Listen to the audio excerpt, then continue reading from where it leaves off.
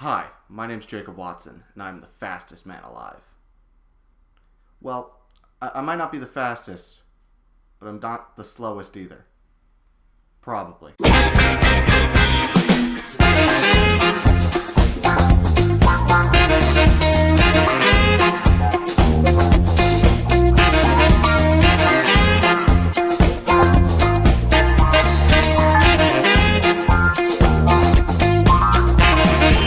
Welcome to the second episode of Superhero 101. Today we'll be talking about the Flash, more specifically the Silver Age Flash or Barry Allen. The Flash, or more specifically Barry Allen, is a very important character in the DC Universe. And with the TV show coming back for its fourth season, and Barry Allen also being in the new Justice League movie, I think it's important that I tell you what you need to know about Barry Allen. So the Silver Age Flash first appeared in Showcase number 4 in October of 1956. However, I'm guessing you want to know more than just the comic book he's in and more about Barry Allen himself. Barry Allen is a forensic scientist that works for the Central City Police Department. And one night he is struck by lightning while also being doused in some of the chemicals that he works with. These two in connection gave him the power to connect with the Speed Force, which gives him all of his powers. Those powers more specifically are things like super speed, the ability to think very quickly, the ability to run on water and phase through objects connected to his speed, very quick healing, and then there's other things that kind of go further. Like he has the ability to run in between parallel universes, which I know sounds kind of weird. However, it's really cool. He also has the power to run through time, usually only through use of the cosmic treadmill, which he helped invent. So the ironic thing about Barry's powers is that he's super fast and can, get anywhere pretty much in a flash. Yeah. However, he's known for being frequently late and kind of being airheaded, which is very funny because, a certain level of that is probably just him pretending to be so. That way people don't suspect him as the Flash because he's already got a reputation for being late. See? It's kind of a smart thing to do. However, it's funny because he was already like that before he got his powers, so, certain level of it's just Barry. So while some superheroes have weaknesses, Barry doesn't have any direct weaknesses to his powers. It's really just that he cares too much. Like, Barry takes the weight of everyone on his shoulders.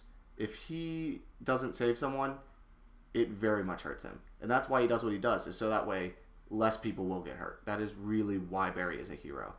And it's very important to him that the least amount of people get hurt as possible. Barry is a team player, and that's very important to him, and he does have 3 main teams/allies that he works with. The first is the Justice League, which he's actually one of the founding members of. He's one of the big 7 on the Justice League. It's very important that that is known. He also, for a short time, worked with the Hal Jordan Green Lantern. They did a lot of stuff together, honestly, in the comics. They were friends, good friends. His most important ally, however, is Wally West, or Kid Flash, his sidekick. And that's very important because Wally West even goes on to then take the mantle of the Flash after Barry. While it's very common for superheroes to have love interests, Barry Allen's kind of weird because unlike most superheroes, with the exception of a few flings, he doesn't really have that many love interests. He only has the one main love interest, and that's Iris West. Iris West is, such an important character to Barry. She's often referred to as his lightning rod, his constant.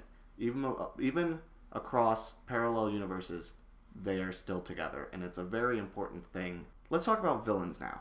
The Flash has some of the most interesting villains of any comic book hero out there. It seems odd because you're like, who's going to take on someone fast? He has super speed. How are you going to beat him?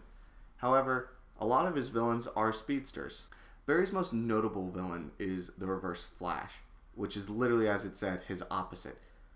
Eobard Thawne, or the Reverse Flash, often will go to great lengths to try to stop Barry from being the Flash, even if that includes time travel, since he is actually from the future, very far in the future, and he comes back to stop the Flash from being the Flash. Another speedster that Barry has to fight is Professor Zoom, who has many different backstories. However, generally it just comes down to the fact that he's related to Barry, but given to another family, and then ends up hating the Flash and wants to destroy him. That's basically how Professor Zoom works. It is confusing because he does wear a costume that looks very similar to the Reverse Flash, so that can sometimes throw people off because it's very confusing. However, my personal favorite villains of the Flash are his rogue gallery, as it's often referred to.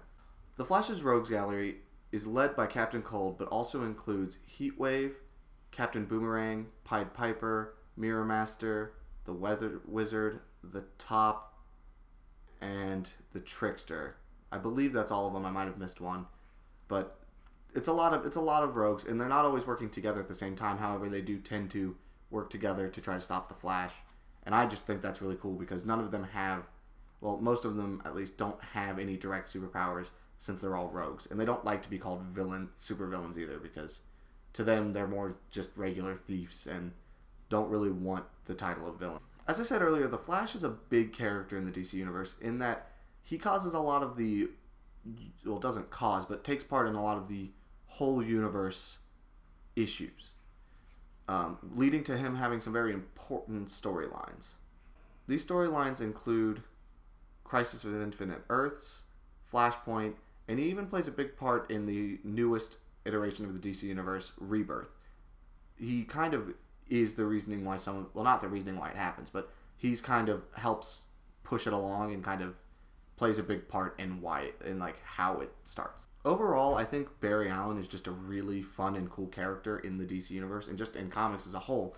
I think that if you want a character or TV show, or if you want to get more into comics, I think that The Flash, reading a comic book or watching the TV show, it's a good way to start because it very much feels good and it's just a good character that you can kind of easily understand and get behind. Other than that, I think that's all I have. I'll see you next time, guys. Don't forget to like, comment, subscribe. Leave me a comment letting me know what superhero you want to see me do next after the next video, because actually I can already tell you that the next hero I'll be talking about is the Green Arrow. So stay tuned for that. Should be up later this week.